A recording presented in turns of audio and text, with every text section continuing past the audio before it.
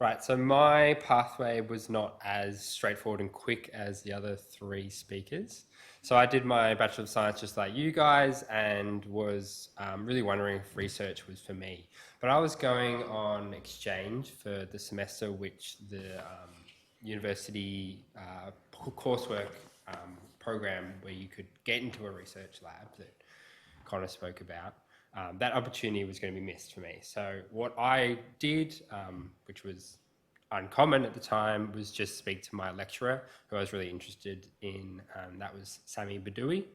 And I was just fascinated in his work, and I said, hey, have you got time over the winter break when I'm away from my coursework for me to come into the lab for a few weeks and follow around one of his PhD students?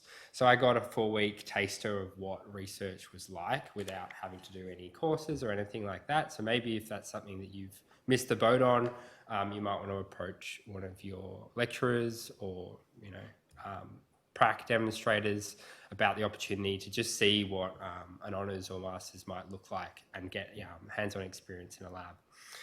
So from that winter work experience in that lab, I was able to chat to people in the group and get a feel for what their group was working on, what exciting projects were happening, but also what else was happening in the Doherty. And chatting with some of the lab members, they were really excited about the work happening in another lab, and they thought that there was really good supervision there. Not to say anything bad about Sami, but there was a period of flux in his lab where postdocs were leaving. There was less of a training opportunity for me. So I actually shifted completely into a master's in virology, not immunology, despite that being the interest I came in with. So I met with Patrick Redding's lab in the bottom left and had some really good conversations about whether I did an honours or a master's. And the project that they were thinking of for me was better suited to a master's, where I had a little bit more time in the lab, a little bit more time to work on the problem and troubleshoot things. And I had a really great experience. This is me presenting at the Doherty conference, which is for all Doherty students, both honours, masters and PhD. And yeah, I had a great time. So wanted to do more research, but didn't know what was next in terms of the career steps. So I was looking at doing a research assistant, which is just basically a paid continuation of my role in my lab or in other labs, whether I go straight into a PhD or actually looking at industry. And there was an industry internship program with CSL that I was really curious about, and got through a fair few rounds of that, but they were looking for more PhD level graduates at the research interface for their company. It was more manufacturing and product quality control that was available for me as an intern, which I was less excited about. So I ended up, after my master's, being quite poor in money, so I was motivated by the research assistant because it was actually a way to start earning some money back after getting quite broke after a lot of years at uni.